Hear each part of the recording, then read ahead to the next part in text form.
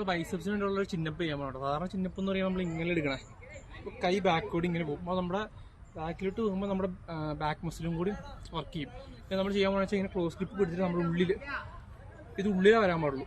കണ്ട് ഇങ്ങനെ ഇങ്ങനെ എടുക്കണം. അപ്പോൾ ബൈസെപ്സ് സ്ക്യൂസ് ചെയ്ത് ഇങ്ങനെ ഇതുകൂടി മാക്സിമം തന്നെ ബൈസെപ്സ് സ്ക്യൂസ് എടുക്കണം. ഇങ്ങനെ എടുക്കരുത്.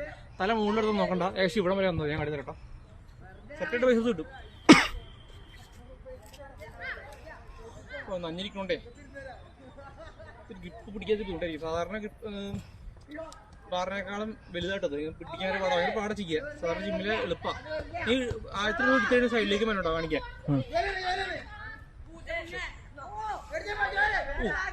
സെറ്റപാട് സ്ക്യൂസായി സൈഡ്